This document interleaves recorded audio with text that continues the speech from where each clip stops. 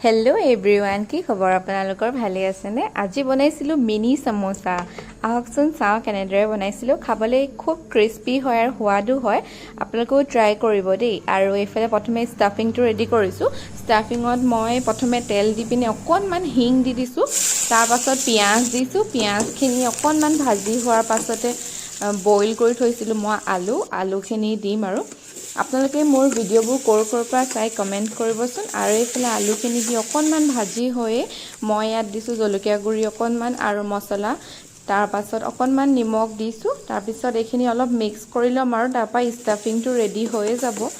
আৰু এতিয়া মই মিনি সমোচা বনাম দেই, আৰু অলপ বেলেগ ষ্টাইলত বনাম, চাব আহক বাৰু। এতিয়া এইফালে চাওক, ময়দাত অকণমান ক'লা জিৰা, নিমখ আৰু ঘিউ দিছোঁ দেই, ৰিফাইন নহয়, ঘিউ দি পিনে এনেদৰে মোহাৰি গৈছোঁ। তাৰপাছতে মই ইয়াত ঠাণ্ডা পানী লৈ এটা ডো বনাই ল'ম। অলপ টান ডো হ'ব, ছফ্ট হ'ব নালাগিব। আৰু এইটো মই তিনিটাকৈ কাটি লৈছোঁ সমান চাইজত, আৰু মই পেৰা বনাই লৈছোঁ তিনিটা। তাৰপিছত এটা ৰুটি বেলিছোঁ চাওক। তাৰপৰা সৰু বাতি এটা থৈ দিব আৰু এই ষ্টাফিংখিনি গোটেইফালে ভালদৰে লগাই দিব ৰুটিটোৰ চাৰিওফালে। তাৰপৰা বাতিটো আঁতৰাই দিব আৰু মই কটাৰীখনৰ পৰা মানে এইখিনি এনেদৰে কাটি গৈছোঁ, দেখিছেনে? একদম মিহি মিহিকৈ কাটি দিছোঁ। আৰু তাৰপিছত সেই মাজৰ অংশত অকণমান পানী লগাই দিছোঁ আৰু এনেদৰে ৰোল এটা বনাই যাম। আৰু এইফালে চাওক, দেখিছেনে? এনেকৈ কৰিছিলোঁ। গোটেইখিনি তেনেদৰে কৰিলোঁ ছেইম প্ৰচেছত। এইটো প্ৰথম ৰুটিটো হয়। তাৰপৰা নেক্সটটো মই অলপ বেলেগকৈ কৰিম বুলি ভাবিছোঁ। মানে বেলেগ নহয়, এইখিনি চাওক সৰু সৰু হৈছে যে, নেক্সটটো মানে মই ভাবিছোঁ অকণমান ডাঙৰকৈ থ'ম নেকি, বেছি সৰু হৈছে। আৰু তেনেদৰে মানে আৰু একেই ষ্টাইলতে কৰিলোঁ। আৰু আকৌ দেখিছেনে, এইটো অকণমান ডাঙৰ হ'ল।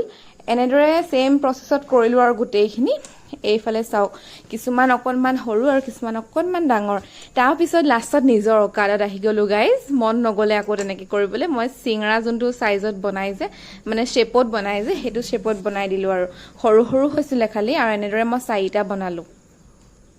আৰু এইখিনি এতিয়া বনাই হৈ গ'ল। আৰু এতিয়া এইখিনি মই তেল গৰম হৈছে আৰু মই পাতি থৈছোঁ, আৰু সেইখিনি ফ্ৰাই কৰিম আৰু এতিয়া। তাৰপিছত হৈ যাব। আৰু এইফালে চাওক, তেল গৰম হ'লেই আৰু মই এটা এটাকৈ গোটেইখিনি দিছোঁ।